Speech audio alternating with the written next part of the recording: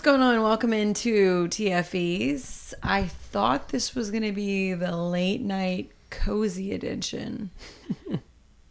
And I told you I was wearing sweatpants. And you come out looking like you're ready for us to go grab dinner somewhere. It's my most comfortable jeans I have and a very comfortable t-shirt. But you have a lot of sweatpants. I do. It's June 9th. We're inside. I'm hot. It's hot up here. I turned the air on because it was warm up here. I was thinking I don't really want jeans on. So sweats out.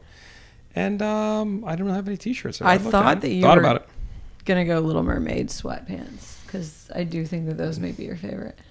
I have Little Mermaids. Oh, yeah, I do. I forgot. Halloween costume you got me 2 years ago. You mean King Triton sweatpants. That's what you mean. Tomato. I'm not going to lie. Wintertime. I'm a big fan of those. They're very comfortable. Yeah, I thought those were going to be like a one-time beg you to wear those for a photo. And those have reappeared probably at least weekly, especially during the winter. I got to say, relative to the photo shoots that many times I don't want to do, I think I was all in on that photo shoot. It was October. We were dressing up for Halloween. I put my King Triton pants on. I geared down. We were topless. It turned out to be a good photo. Yeah, you liked the outfit so much that you won't let me throw the Triton away. Is that what it's called? Trident. Trident, yeah, because King Triton. Triton, yeah. King Triton with the Trident. What's his name? Triton. Triton.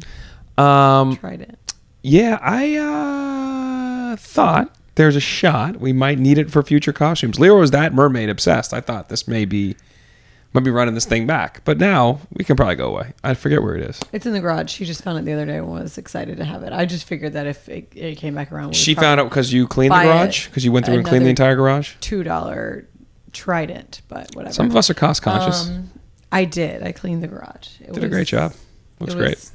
More than necessary. Yeah, it was a disaster. It's going to look better too because right now there's still like a little pile. Those are all things that are going to Goodwill that are like right against the wall as soon as you walk in. Huge news. More stuff. See? That's awesome. Very some proud of that. I didn't just newsflash. I didn't just clean the garage. I cleaned the attic too, not the whole. Didn't go attic. up there. But I did clean a lot of the attic in order to be able to put stuff in the attic. Stuff came down, stuff moved around. I mean, we were like really doing things during Dace's nap. Can I ask you a question? Please. This could be a risky question. This is going to go, yeah. Are we going to fight 4 minutes in? I don't know what you're going to say. Go ahead. It's a distinct distinct possibility. Wow. I appreciate and love when you do these things. Why is it that you think, and we've touched on this before, like I feel like there's a bunch of other things you could do that are probably stationary that require you to sit and like think and crank things out and like not very fun or like tedious work. Do you just prefer the physical? Like that shit sucks what you just did. Like that sucks. It was hot too. I can imagine the attic had to be steamy. I mean, it's not pleasant up there. So why do I feel like you always opt or prefer that experience versus the like, all right, I want to work on this thing, I'll sit down and do this instead of crank out really hard like physical labor? Because if I don't do it, no one's going to. It's fair. Not sure it's 100% true. I'm just kidding. That's not the garage. Maybe here's a 100% true statement. It wouldn't be done as well. Yeah, that is for sure. That said, with taking direction as a lieutenant, as a second in command of a job like that, with you marshaling me around, I feel like it would get done very well, and maybe in less time. Maybe me being kind of grumpy through it. I was going to say, and you have just a charming. But it would be done in probably less time and allow you time when Dace is napping to do the other things that I know you need to do. Do you know what I honestly think it is? And I've explained this to you before. It's like when I'm stressed or when I need to pack or when I have things to plan, like I feel like my brain feels messy if my surroundings are messy. It's like I can't get to the next step because all I can think about are like the things that I see. And although, like, yeah, you're inside, you don't need to see in the garage. I have to say, the garage and the attic were a little bit out of sight, out of mind here. I go in there all the time. I can't find what I want when we're going outside to play all the time now. It got more and more and more and more and more chaotic, and none of it made sense where everything was. And then some of us take advantage of the fact that things aren't making sense and they just keep making less sense. So this is also the challenge here. I think we need to go through the garage, and you need to really, you did say this is the golf corner, and that was notable to me. Okay. I see where it is. I see how you set it up. I should do this stuff here. Your clubs are there as well.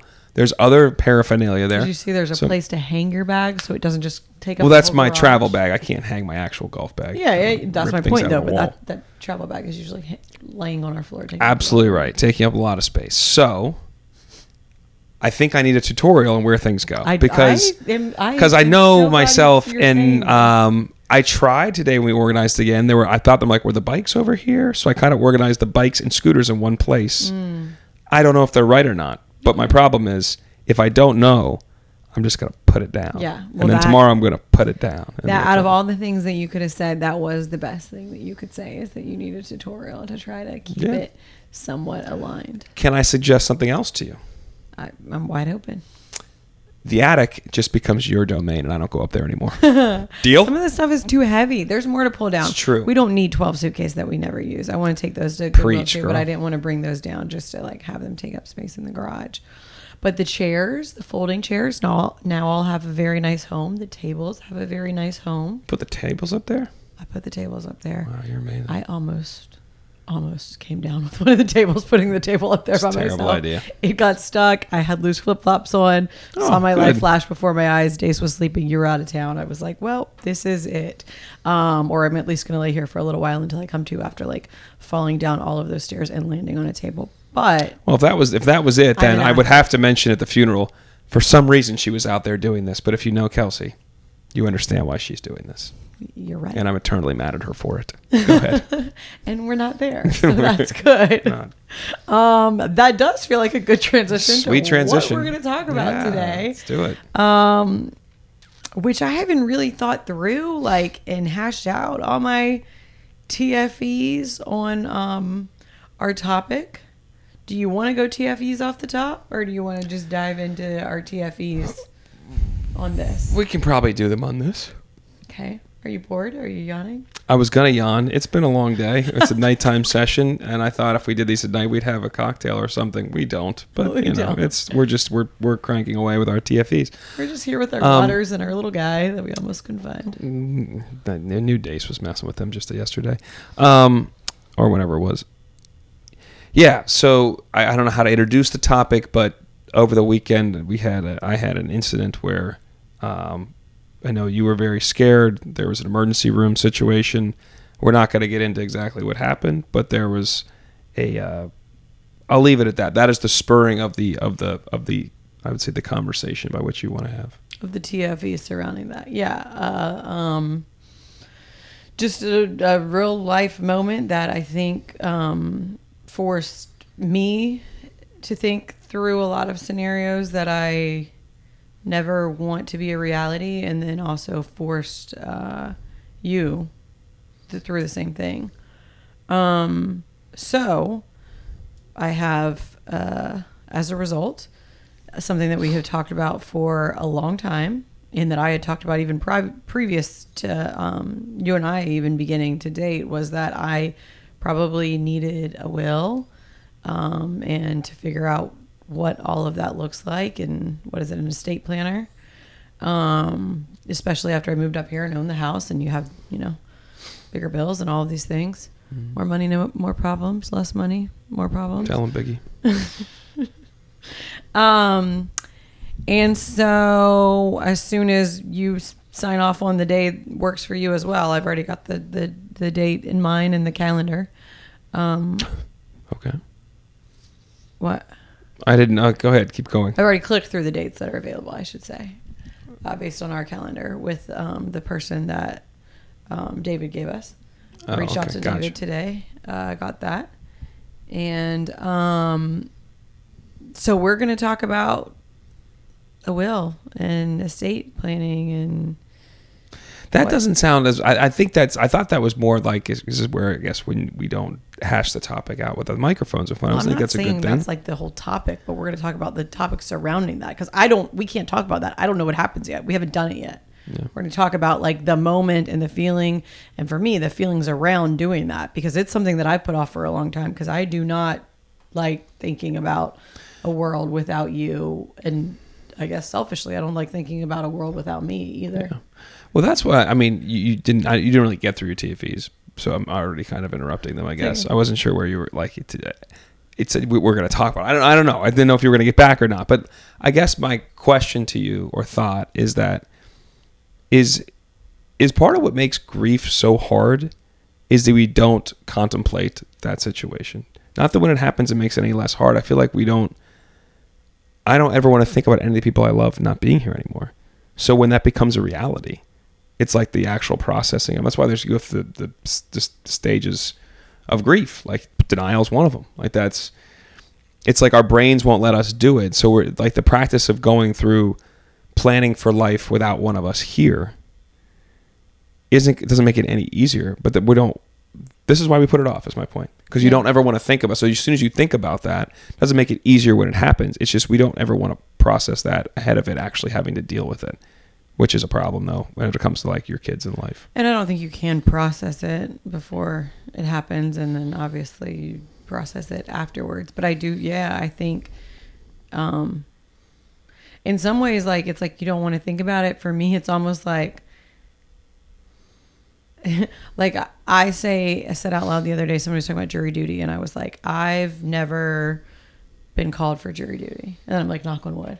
Like there's also I was the best foreman of all time in the narcotics grand jury in New York City. I know that much. Top foreman all time. But go ahead. Wow. That's probably for another story for another day. Your but resume? I mean, it was high level foreman. I mean, I was just killing it. But go ahead. You were great. I was. It's not even like a superstitious thing. Like then if we do it, then like, oh my God, what happens? But like there are all these things like I don't want to think through it. I don't want to curse it. I don't know. We talked a lot between us when Kyle Busch passed away. Like you said to me at one point, like, are you okay? Like you're really talking about this a lot. Yeah. And like, I think that hit me differently, just seeing like someone who was so public, seemed to be in good health, great life, very public. Also 41 years old. Yeah. Very public with he and his wife struggle with infertility and helping different people, all these different things that he's doing good for the communities around him. He's doing all these things. He's 41 years old. He's just celebrated his son's birthday. His daughter is young, and all of a sudden like that is just it. So I think that already had me in a little bit of a weird mindset. And then when we had a health scare with you, it was just another, I don't know. Two things. It like derailed me and scared me more. But in those moments where I was, and I'm not like trying to be more dramatic because I know that like I tend to like think worst case scenarios all the time. Mm-hmm. But in moments where I didn't know what was going on or what was happening next, I was in my brain thinking through things I've never thought through before that I didn't have the answers to. Not just like, what would I do without you? Because I literally have no idea. And I say that all the time. But like the X's and O's and like the kids and all of these things that just like were rushing into my brain as I was pacing around the living room, terrified. I think that was the first time it hit me how real that like, I hope that neither of us, nobody we know, love, has to experience that type of grief. But I know I also want to do whatever I can to make sure that we and the kids and our family are taken care of with what happens next, not trying to figure out what we would want. Yeah, I mean... Are you proud of me for not crying yet? Not proud. I just assumed we get there shortly. But with the thing that I think this big picture, I do think what's strange is like how you're wired a little bit is that you will spiral or think about like the worst case scenarios real quickly. In our relationship, you're always viewed as the optimist and I'm the pessimist. When it comes to stuff like that, where I think it's like seriously like life and death or huge, I will always err on in my head like it's going to be fine. It's going to work out. It's going to pull whatever it's going to be. And I think that's part of that is because, again, what I kind of said before, I refuse to contemplate the alternative to that. So it's like, I don't even touch that piece of it. I just go, which may not be the most healthy way to process things. Maybe the few big losses in my life have felt catastrophic and carried on for years in different ways. But that's, that is a little bit how I think I'm wired versus how you're wired, which I think it's interesting given maybe our natural dispositions. But overall, yes, my thoughts about Kyle Busch, I knew how much that affected you.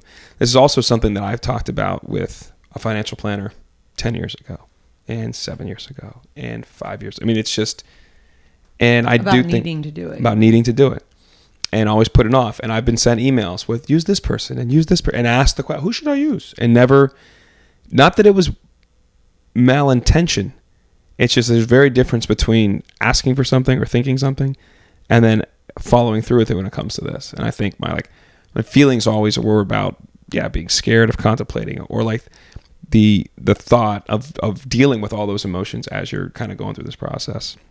I feel now that it's a necessity. So that's, it always has been, but now I feel it's okay. We need to, for all the reasons everybody already knows, whatever challenge it is doing that, we have to do that. And I guess I'm a little not, I don't know if I'm sorry, you're fine. I don't know. I'm not sad or excited to do it. I feel like my emotions about it are earnest. It's this has got to be done. And it's just, I don't know if that's taken the emotion out of it for me, but I feel like there's I'm all right, this just has to do this. And the last part I'll say about this, I remember coming from school one time when I was probably 14 or 15. My parents sitting at the table with some dude I've never seen before. And I'm like, what you guys doing? We're doing some stuff, this is Dave, whatever, blah, blah, blah, we'll eat dinner in an hour or something. I'm like, all right, so I went out about my business. So later I'm like, who was that? They're like, my dad, the way he said it was just he's like our insurance guy. He just has to plan things out if, when one of us kicks the bucket, or however he says things. He used to say, one of us kicks the bucket, we're going to have a plan. And as a kid, I just remember thinking to myself, that's way off. You guys will be fine. Like that, no matter how far you think or whatever you think, it's usually never reality. Mm-hmm. So the plan and the preparation, honestly, when they did it was pretty late. I was probably they're probably in their mid 50s. Mm-hmm. And maybe they'd done stuff before, and I don't know. But whatever was going on there was the continuation of whatever was going on. Mm-hmm. The thing you said about it feeling more earnest and less emotional right now, I'm sure when we do it, I'll be emotional. I can't imagine what it's like to be on the other end of that. I would think that there are probably a lot of people that just cry talking through a lot of it. I think I probably will with this person. I think it's going to be hard for me to talk through real life scenarios about if something happens to one of us. Even saying it right now, it's making my eyes water. I'm the type of person that can I don't do it as much now, which is interesting, but I think when I was now I probably just sleep on planes, or I have Dace with me, and so there's no sleeping on planes. But back in my single days, looking out the window, just thinking about life, dreaming of these scars. I mean, dreaming of the clouds. Yes, thinking about life, what it's like. I could very easily on a plane just cry, thinking man, what if this plane went down, and then gosh, the text I would have to send to my family, or what what they would say. And all of a sudden I'm sitting next to, this kind old lady, and my eyes are watering, and they're probably are you okay? I'm I don't know, my brain just went somewhere weird. I'm over here can I have another Woodford, ma'am? Especially when I was single, I'm I'm just going to sit up here and drink. I'm going to hang out. We're having a great time. We're very different. Yeah. I was going to say something else about that. About the plane. Anyways, I know what I was going to say. On that note, I just saw something on Instagram that was what do you mean everybody in the world isn't this empathetic that they don't look at this mountain and just start crying? And then it was how sad for them that on a daily basis they do not feel all the things that I'm lucky enough to feel in small moments. And I was oh, this is me. There you go. We're connected. Yeah, how sad that people don't get to go through this range of emotions like I do. But the original point that I was making about it being earnest, I do feel now, because there was this more real life scenario where I realized that I was not just so scared of the thought of losing you and the devastation and knowing how just horrible it would be. But like the logistics of it was just like immediately weighing me down of like, I would have no idea what to do with XYZ and why haven't we done this before? And how do I handle this? And what happens with this financially? And all of these things was like, as I was spiraling about all of the worries, it was like those worries jumped in too. So I feel like I'm going to approach it a little more black and white, like at least in my scheduling it. I'm like not emotional about it. I'm like, I can't wait to find out the date. Go ahead. This has to happen. But I think as soon as we start talking, I'll probably like start crying as soon as I have no idea like what kind of questions they ask or what the process looks like. I expect there's like an introductory thing to make sure it's who you want to work with. And I have no idea, but in my mind, like this is where I think we also differ. Like this is, I don't want to think about it. Once we're in it, it's like, all right, we got to do this. And he's an attorney setting up scenarios or whatever that has to be figured out. And we got to crank through these things. Like, let's go. And now I understand you may linger on DNRs and different things like that where I'm just like, we got to make a decision here. Knowing that this may very well, if these things are ever dictating our life, it's also probably the worst moment of our life. Yeah, especially I hadn't even thought about DNR. DNR? Do not resuscitate. I know. But then when I said it, I started thinking of wildlife, and I thought I said it backwards. But sorry not to interrupt you, but with the DNR, I also like if what you want doesn't agree with what I would want for you, that's going to be hard too. I imagine that's not easy, but there are like this is probably partially why you do this thing. You can have those discussions, you can have those debates. I imagine they probably exist, but because I'm keeping you around forever. What's up? Because I'm keeping you around forever. And we're going to have an issue with this because I don't really want to be a vegetable. So this is a different problem. But I was going to say something like what I knew what my dad wanted for his funeral. My mom is not what she wanted for his funeral, but that's not her decision to make. That was hard for her. And like the process was not like, it's coming to terms with it was a little bit of a challenge, and I imagine they had those conversations before, but then you are living this experience you don't want to live, and then being like, I'm sure there's some element of like, why do you want to do it this way? But this is what he wanted to do. So that's an interesting concept to me that I've never really thought of either, because we had my grandfather's funeral recently, and he and my grandmother had basically planned out songs and hymns, Bible passages and all of these different things. Basically had the funerals planned out. But the way you said it just a second ago made me realize, because to me, funerals are for the person and honoring the person, but they're also for the people in the room. So like, that's interesting to like have a debate over like what you want your funeral to be like, because it is your funeral and how you want to be remembered. But it also in some ways is supposed to, I think, be a healing moment, a come together moment, an honoring moment for the people who are there. So it's interesting. I just never had thought of it that way before. We talked about this for like all of 60 seconds not at his funeral, but that weekend. I don't know if you remember this. When I was just saying like, when I go, this is what I would want to do. And you were like, absolutely not. Like, da-da-da-da. And I was like, wait a minute. If I'm dead, what are we talking about here?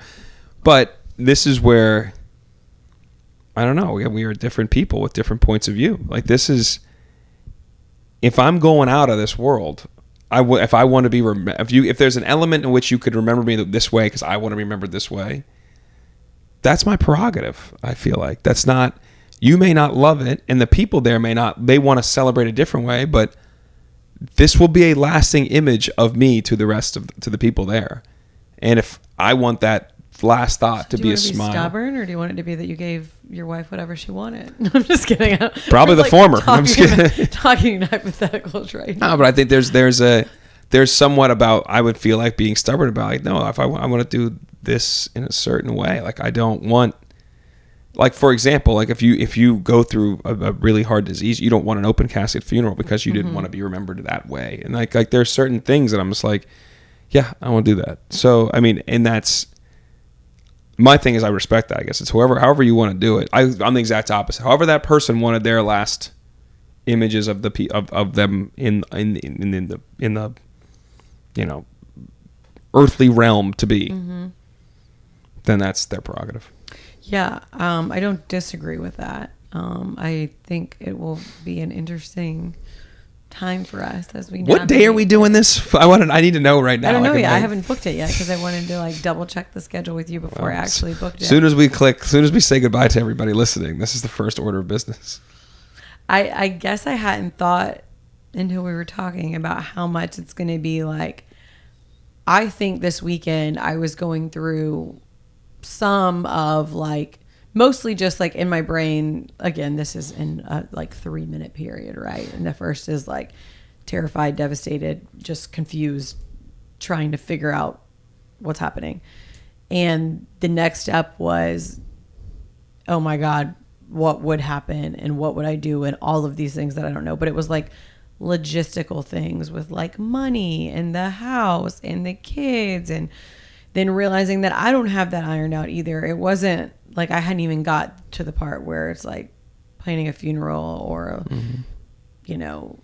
do you want to be buried or cremated? Do you have an open cat? Like those things I hadn't even like gotten to in my thinking. So thank you for opening my eyes to even more things that I'm going to have to think about as we get ready for this. I don't know if that's what the attorney does. I don't think that's what goes on there, but I don't think you're planning out that situation. We'll find out. Can, though. I'm sure you can. They'll take any money you want to give them. Oh yeah, speaking of money, by the way, if I happen to die, you're good. All right, we got a lot of life insurance on your boy here. Okay, you're fine. You'll be good. Let's be clear, not concerned about that. I know you're not, but I'm just saying. You said money, and I'm like, money shouldn't be a worry. You're fine. But anyway, go ahead. Well, I hadn't even. I guess that shows how unprepared I am. Yeah, there you go. I meant more like bills and debt and house and plans. You just pay that stuff off. Yeah, I don't. It's weird to talk about and then just like act like it's like so hypothetical and that it's like casual, because like what we're talking about is like inevitably going to happen one day. I hope thousands of years later, decades later, half a century, more than half a century later. I was like, how's their math doing? Yeah, that's good. Yeah. More than half a century later, I hope is when this happens, and I'm sure there will be hopefully many updates to it at that point.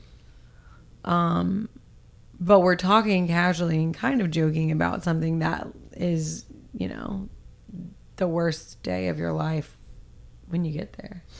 Yeah, I think we've made light of certain things, but I think it began in a place of being like, yeah, this was a scary weekend. And people listening are probably just like, what the hell happened? It was a freak situation. I'm obviously fine, but for a period of a few hours, there wasn't sure if that would actually be the case. So, did that, like, just mentally outside of like, yeah, we're going to schedule this meeting, how do you feel?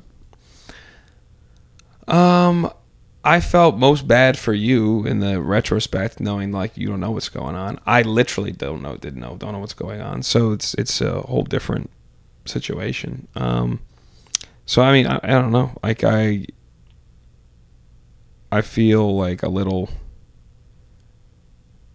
angry about what happened. I feel like a little.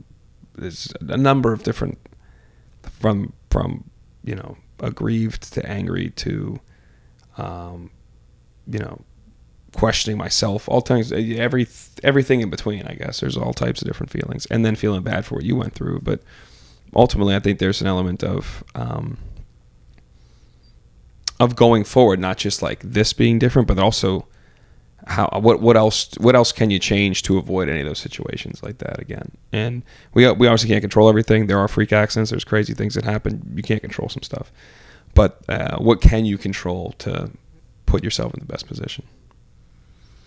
I think there have been a lot of things that have happened in our life and in our friends' lives in the last couple of years that make you realize how fragile life is. Mm-hmm. And how one day things can be fine, one moment things can be fine, and the next moment they're not. And in some ways, I was thinking about it today. It's like, is that just like a sober a sobering reality of life.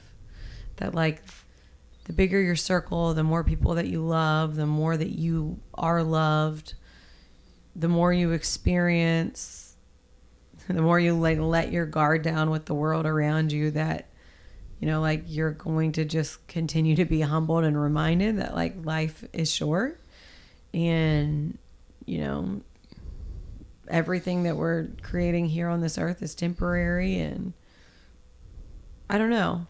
It's just interesting because it's like I feel like there's so many people that, you know, we've as a family have experienced loss. We as a couple have experienced loss. We have friends who have experienced loss. We have friends that are battling different diseases and all of these things. And I just feel like it keeps piling up. And then I'm like, is this just what life and getting older is your circle expands and you see and experience more, and as good as a lot of it is, like you see the realities of how hard it can be too. The only thing I think that's not to like counter your statement as much as saying that because you open yourself up, because we have friends or you have a broad group, does not make it more likely that you endure these challenges and pain. You can try to protect yourself and have a small collect. You just never know. Like these things, this is like literally you cannot control these things. You can have a tight circle and you can have 5 people that have passed early or battling different things. And so, and I don't necessarily think it's always just getting older too. Like I had a couple friends die throughout my late teens, early 20s that just was just like, why does this happen? And then like living through that and processing that is crazy because all our lives go on. And one of them, like buddy Jim Rocco, I think of Jim probably like once a month. Like it's like I spent tons of time with him as a kid. I move away to college. You get a call that he's gone. Like it's just, that's crazy. And then being around his family, them trying to process it. I think we were 19 years old. Like there's no way to process that. It's just, it's one of the cruelest things in the world for a parent to outlast their child. But I say all that to say that just because as we get older and have a broader group, there's more pain to endure. Obviously, age is part of that. There's more things you're going to. Health deteriorates, lives change. You tend to be healthier when you're younger. So I don't think there's any way to change it or to mitigate it or to make it any less than anybody else based on how you live your life. But I do know it is obviously a fact of life that we're all going to go through these things, and they're all going to be really hard in their own way. And then the only thing you can hope for is you just deal with less tragedy than the person next to you, which is a sad, selfish way of looking at things. But honestly, like anybody, I think maybe you're different because you're so empathetic, but I'd rather have empathy and figure out how to help somebody else out through a really difficult situation than figure out how to handle it myself. And I don't know if that shows a real weakness, a real callousness, a real selfishness, probably all of them. But that's, I mean, like, I guess it's just how I feel about dealing with stuff like this because I just do not handle it well. I don't know that I handle it well either. I think in a lot of ways you've had to deal with it way more head on than I have. Knock on wood. I think one of the, to me, like strangest things about death is something that you just said, is that like life keeps on going. Yep. And it's like you feel like if you're affected by it, like the world should stop. Like how do you take that next step forward without that person or after something so tragic? I think it's one of the most like interesting and terrifying parts of it is that the world literally just keeps moving. And if you think about like the world before you were here, this was all happening and like we weren't here. Like all of the world was moving and all of these things were in motion and we just weren't here. And then there will be a day when we aren't here again. Now, from a Christian perspective, obviously all of these worldly things are happening and you're living a life to have an afterlife that's much better, more perfect, more fulfilling than anything that we've ever had on earth. And I guess in some ways that's what grounds me. I'm not going to say it doesn't scare me. I think I probably talked about it on the pod. Like when I was a child, I was like terrified of death. Yeah. I would like not be able to sleep. I would just like, go. I remember running in the kitchen and just crying to my parents multiple nights of just like, well, but like, what if something happens to you, or what if something happens to mom or dad, or this or that? And my dad would always, he had the book Don't Sweat the Small Stuff. Yeah, my dad had too. So we would talk about that a lot, and then we would also obviously talk about God and religion, and then we would just talk about reality of like, we're fine, we're healthy, and all of these things, and not worrying. But I feel like that worry is something that has always been in me, but so has that like promise of what's next. But I mean, I guess like even for me, that's not like easy to, even though I know and believe that life after death is far greater than anything here, that doesn't mean that to me, it's not like still tragic and scary. Of course. And I think there's a reason there is the word used, faith, because there is a belief, to your point. We know what exists on the world. We believe what exists in the afterworld. Those are two pretty different things. And I do think that the thing I thought was interesting when you were saying that, like, yes, and as I said, the world goes right on. It's like, if I died, I would want you to be, I'm like, my concern would be like, I want everything you want in your life to be great. Like, I know that's not going to happen in the next day, but there's a belief that, keep living, and you're going to have all these different things, and all these, they'll have be great experiences, and this was terrible, but there's other good things there. And I'd want that for everybody that involved in my life. I do just to feel like there's a very positive, just not move on and forget about me, but go live life. Like, there shouldn't, like, try not to let that bring you down, which is a crazy thing to say. You got my eyes watering, and just know that I will be stalking you from heaven, making sure that you never love anyone as much. No, I'm just kidding. I want you to have all of the things and be happy and love and all of those things if I'm ever not here. Well, I don't want to half a century plus. Exactly. See, that works. You know what's weird? And I have thought about this before. I don't know when that was. Maybe when I started going through therapy, and I was just like, if you died, who would care? Like, there was a real like thought, like it was a hard like thought to be like, who would really be impacted? To your point, who would be hurt, but whose life would just go right on the next day? Mm-hmm. And that one, and not like in an accounting. It was more just like, what does that say about you? Have you opened yourself up to enough people that would be connected and seriously, bummed if you passed? And then, I'm not asking to, it was almost more of taking a stock of me. Is it something I've done to kind of wall myself off? Kind of what we were saying before, to developing. I've had all these different friends and good relationships, and a lot of guys have been for a long time, but should there be a deeper level of connection? Should there be more different things happening? Like, what should be different by which that if I'm gone, there's an impact left on someone's life? And I thought that circle was really small. Not that that's a measure of your life or not, but it had me just thinking, like, who would care? And that was a weird like thought exercise, and also at a challenging point in my life. Yeah. I'm sure that's pretty eye-opening and hard and good and all those things together, just depending on where you feel like you are when you're taking stock of that. I also think I used to think of things as a like, not like who would care if I was gone. That sounds bad. But like, what's the impact that I've left? Like, mm-hmm. I feel really lucky to have a job that anytime you tell somebody your job, they think it's really amazing. And they're like, want to know more and think it's cool and what a dream job and it is. And I feel really lucky to have a platform, whatever size, shape, whatever that looks like. But to me, I've always been like struggled with like, how do I turn that into more? Because like, I don't want to just have a larger than the average person platform, or a job that gives me that platform and not be able to figure out what that more is. And I haven't nailed it. There are some things that I've gotten to do because of this job that I think are really awesome, and I know that I've made an impact.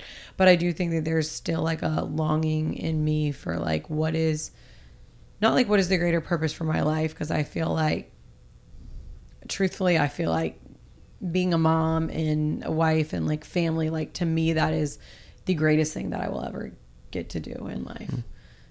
There is nothing that could ever take the place of that. But how can I help more people or reach more people or connect with more people or do good, or just leave an even bigger legacy? And not that like being a wife and a mother and a sister and a daughter and a grandchild and niece, that's not a big enough or a great enough legacy. But I think for me, it's just this, and maybe it comes from that empathetic part of me of like wanting to, how do I help others outside of just myself? And we've talked about this. I feel like your wheels are like turning as I'm looking over at you a little bit, just as we think of things in the future that we want. But for me, like that, it's not even like philanthropic, but that how to give more than I'm taking is something that, you know, I want to continue to explore. Yeah, I think you said the word. My wheels weren't turning. I think impact is the word that lands most with me. That I feel like there's a lot of work left to be done there. There were things I've done in the past where I think was on a micro scale, where you wanted to have like the Big Brothers Big Sisters program, or obviously things I do like to your point, like philanthropic. But those things can happen. I think they can happen on a bigger scale. But there's also like, yeah, how to make an impact on people's lives that are your family, but also maybe more broadly than that in a real way that's kind of like the ultimate like earthly aim in my mind. Is if you are impacting people to help their life in any way, shape, or form, emotionally, physically, monetarily, experientially, whatever it is, I think that's something you can spiritually, that's something you can really offer to somebody, and that's something that will impact them, which is, you know, rare. Impact. It's hard to do that in people's lives, and it's not like, you know, setting out to strive, well, how can I make the biggest impact in any selfish way? It's like, if that's what you want to do, if that's something that matters to you and feels like you are doing worthwhile while on this planet, that is, I think, a worthwhile endeavor. As we're talking about this, it's reminding me of my cousin. And I know I've talked about her on the podcast before and about organ donation.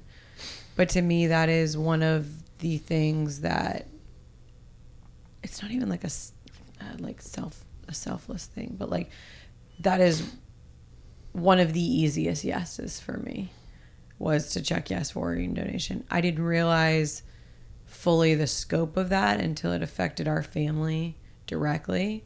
But as we're talking about like leaving a legacy, there is a man who had a child and was married and is no longer here. And my cousin, who has 3 children and a husband, is still here because he checked yes and donated his heart and was an organ donor. To me, like, that is an unmatched legacy that lives on. Mm-hmm. Like to be able to give someone else the gift of life. It's super emotional anytime I think about it, or, you know, I see stories about it, because you literally are praying for your family member to live and survive, and in order to do that, you know that other family is going to have the worst day of their life. That is one of the strangest like dynamics in our society and that modern science has created, is that somebody can live from somebody else perishing, and all the concentric circles around both those lives, as you mentioned, that are forever impacted because of those things, is wild. But I think it is like the easiest yes in the world to me. I understand there's some religious reasons why some people don't do it, but I mean, kind of talking about leaving a lasting impact and legacy, it's one of the biggest things you can do, and it requires nothing of you in this world other than to check a box, and then hopefully you can change some people's lives. Some of the stories they've done on those things are incredibly emotional and amazing, and the gratitude the people feel, they're in that concentric circle of somebody that got to live when they meet the people that lost their loved one. I mean, it's hard. We got to experience that. We got to meet the family of the man who had donated his heart to Brittany. It she had a big party for her 1 year anniversary of her heart, and invited the family. And I didn't know, and I don't know if you knew, that you basically, like, once you are a transplant patient, you get the opportunity to say, like, yes or no if you want to connect with the family. They have to also say, first of all, there has to be a certain amount of time before they will connect you at all. I think that is probably to protect more so the family who lost someone, because the last thing that you want is to have your family member who passed away donate their organs and then something happen to that person and not work out. Yeah, of course. You know? So basically both sides agree, and then after some time you're able to connect. I think it is maybe on the families to decide the path that they want to take. Anyways, they ended up coming in. I mean, it was so emotional, just like to see them and to think about it. You like, I don't think you can ever like fully understand what it feels like. Like, I'm saying even me, for my cousin who experienced it directly, but for that family too. And you hope that like just help fill their cups in ways of, knowing that, like, look at all of this that she still has as a result of your person. But yeah, it's sad. It is. And I mean, I can't imagine the range of emotions for that family to show up at a party too. It's like, because I don't know the circumstances by which their loved one passed, obviously. And I think different circumstances could bear different things. I think, none of it's easy. But a sudden car wreck is different than somebody that was suffering in some way and then passed. And then this was, either way, the emotions you must feel are the full gamut of anger, frustration, sadness, joy, and pride. Look at what they've helped create. And I do think it's got to make you feel good in some regard, that when you look at somebody like Brittany's life and then see that, like, you see her life, her family, the love, that has to have some wholesome nature into it. That, look at what this helped create. And that's, I don't know if that's the common occurrence or the common feeling in a lot of these stories. You never know. Mm-hmm. But in that story, and the lives of all those people, that's about the happiest ending you can have with such a horrible situation. Yeah. And then she's taken it and turned it into more with her Bless Our Heart Foundation, which has been really cool to see the impact that she has from a bad situation and turning it into more and leaving a legacy while she's still here. Maybe that's like not the point of it all, but like the point of this whole conversation. It's like, it's about, what legacy are you leaving, but also like what burden are you not leaving on others by like looking something hard in the face and hoping and praying and wishing that it is very far off, but preparing as if it's tomorrow, just to try to do everything you can for those around you. Well said. I concur. It was. Sometimes I don't have to add, babe. Yeah, sometimes it's just good. It was a good summation. I think that's where we went. When that happens. I mean, when I don't talk is surprising to everybody. Yeah, and then I ask you 14 times a minute what's wrong and how you're doing and what you need. That's more of a you thing than a me thing. I'm just existing and you keep asking. So the next episode that we do, we're going to do them every 2 weeks now, is going to be interesting because we should have some update, at least on our first meeting with our...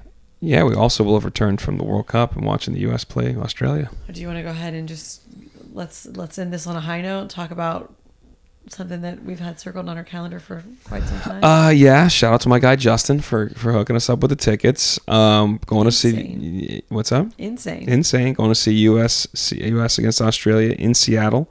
About 40-hour trip in and out, but I can't wait. 16 hours on the plane, 40 hours there. There we go. When this comes out, I believe the World Cup starts probably that day. So, yeah, it'll start Thursday. So, and you're working for the USA game. When we could have gone out and partied and lived it up on a Friday night watching USA together. Yeah, right. We would have done that. Yeah. Well, we can do it for the third match. It's fine. Oh, actually, no, you'll be gone. It's the 26th of June. So I digress. But yes, I'm. We got to make a living here, Get babe. that one out a little. We got to make a living here, girl. So yes, I'll be working that night. But yeah, I'm excited. I like the funny thing is, I mean, this is such a weird segue given what we talked about, so we'll keep it brief. The lack of excitement around this World Cup, I find fascinating. I've literally done like a straw poll of like 50 people in the last 5 days. Nobody other than unless you are identified soccer fan, which those people I know I don't ask, any casual fan or person had no idea. The World Cup started, like I was asking the last 3-4 days, in the next week. It's been bad. I mean, it's just, and there's reasons for that. FIFA's a problem. Government's a problem. The promotion by Fox, they don't really have any vehicles to promote it, so they don't have any big events right now to promote it, so people aren't aware of it. It's been fascinating to watch. It's coming to our country, and I've had hopes about this World Cup since they announced it like 10 years ago, that this would take American soccer to a whole other place. I couldn't be more skeptical or more questioning that that's going to be reality, because it relies on our team succeeding at the highest level now. When there's not excitement going into it, and people just dying to watch and being captivated by the event and captivating by the world coming. Part of the problem is part of the world can't come. You cannot get visas. They will not. They've barred a referee. They've barred player. It's crazy shit. It's supposed to be things you can't do when you're hosting a World Cup that are happening right now. But you have this element that relies totally now on our U.S. team performing. And that young core in 2022 that got out of the group, and I was like, here we go. It's our time. These guys are going to be 4 years better, playing in some of the best clubs in the world. Individually, it's the best team the U.S. has ever had. Collectively, I don't know at all. There's just so many questions from all the leading scorer, former Christian Pulisic. There's questions about the coach managing a U.S. team at this stage, one of the best coaches in the world, but this is a whole different thing. I say all this to say, if the U.S. goes to like an amazing semifinal run, which we've never done, which I don't believe is happening at all, that can catapult American soccer to a whole different place. If they flame out in the group, we may just be where we are for the rest of eternity, at least in my life, as it relates to soccer in the rest of the world. This is a pivotal moment that I don't know if we're going to meet the moment, and I think we've effed up so many things along the way. I left out the U.S. soccer, too. They screwed up a bunch of stuff for the last 4 years to get us to this point where the country doesn't know, the team is in question, and if they don't succeed, we do not capitalize on what happened in 94, which put soccer on the map in our country and changed your life. It changed so many different people's lives as it relates to what soccer could be in our country and what it would become. Now it could have just a dire effect the other way. Second fiddle to the women, I will say, 2027. Yeah, but that's in Brazil. So let's go. But I'm saying. But that's the thing is, our women have been the better team since 1993. That's why I said second fiddle to the women. But I was making light of the fact that, like, yes, next year it's in Brazil and it'll still feel like a bigger deal than this one does in the United States. I think for how it's handled and promoted, and I do think that the women have way more, and we talked about this, way more well-known superstar players. That's the thing that transcend soccer and that are in the mix in so many other conversations. And the men's team does not have the same number of those stars that the women's do. They don't even have one in the same stratosphere when it comes to just casual household awareness. It's not even close. Pulisic?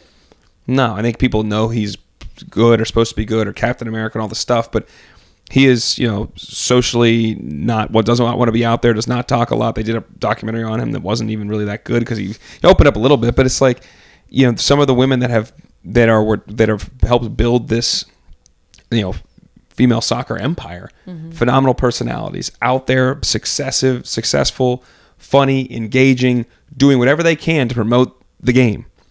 These guys keep talking about they want to change the way soccer is viewed in our country. But all the social elements of it, the communications elements of it, the branding of it, they've done so little to do that. So how do you think this doesn't just happen? But it does happen if you win. I say unless you win the whole thing. That's the easy way to do it. But we can't. Hell of a run. So that's the thing. And this thing, the women have always been the better team. But for soccer to go where we want it to go in this country requires a men's World Cup in our country to be a massive success. And we'll see. Maybe I'll be wrong. Maybe we'll hit like late June, and whether our team's winning or not, everybody's behind it. The vibe is great. There's no issues in the cities, and they're selling out games. Everything's cool. But when it costs $1,200 a piece at least to get into stadiums, it's hard to really do that. It's not like a Knicks game at MSG right now, but it ain't cheap. It ain't far off from that. It ain't cheap, and it might not be pretty. Yeah. Last thing I want to get in while we're kind of on a similar subject. You and I, it's going to feel like a 180 at first. You and I have been very vocal, at least to each other, and I think some on the pod, that like whatever our kids want to do, day specifically, because Lyra's older and she can already say what she wants to do. You can kind of see what that's looking like right now. Whatever he wants to do, on board, support him through whatever that endeavor is. If he's an athlete, amazing. If he likes other things, amazing. Whatever that is. Is your son an athlete? Are you still feeling the same as you were feeling? Or are you getting like that little tingle of excitement that you think that he could be a bit athletic? I think you saw the glint in my eye earlier today. Like I don't care what it is, but yes, if he was athletic and liked to play. Here's the thing, whether he's good or not, right now, his like favorite things to do are swing a golf club and kick a soccer ball. So like, I'm giddy. And so, I mean, hopefully he's good at them. If he's not, he's not. But if he likes to do those things, especially golf, not just because I love it so much, but it is one of the few pastimes in life you can do with people older than you, and your father is one of them, from the time you're a little kid to the time I no longer walk on this earth, to bring it full circle. We can do that together. And that's a cool thing. And that's like something that I played golf when I was younger with my dad, but I wish we bonded on it earlier. I wish I was more into it earlier in life, just because it's this one of the few things in the world where you're out there with one person for 4 hours. And the way we live, especially now, where you can just shoot the breeze in between shots and talk. Like that's a special thing. So we'll see. He sure seems to like it right now. Hopefully he's any good at it. I mean, you didn't even talk about the scooter, because that was what got you all excited. That was picked up scooter. Because he's up there and he's a little bit more like, he's a little fearless. He's just doing his thing out there. To the point I got I'm like, a video of him eating it. Yeah, I tried to grab him. I thought I poked him in the eye. I caught his little body. But yes, I think the excitement. This is the thing. Is I can't imagine, like my dad just assumed, like many men, he was really athletic and accomplished athlete, so will his boys. And it worked out like that. I feel like I know so many dudes now that are accomplished athletes that thought their kids would be athletic, and they're not, or they don't care. And that's a harder. So right now I have no expectations, and sometimes I've like braced myself for the exact opposite. But the fact that he likes to talk about these things, do these things now, I enjoy. Just wanted to get that out there, because that glimmer in your eye is back right now, talking about the possibility. Changing youth sports, though, that's a whole different thing. We're not doing that BS with all the travel at all these games. But I'd love to see him enjoy playing. Youth sports, we'll tackle that on another podcast. I think I got a lot of thoughts. Tackled enough topics for this one. I think we're good. And hopefully when we do our next podcast, we'll be coming back from a U.S. win. Hopefully we'll be 2-0 to 2-0 in the group. 2-0 in the group, feeling great. Ready to go on to the next round. We'll see.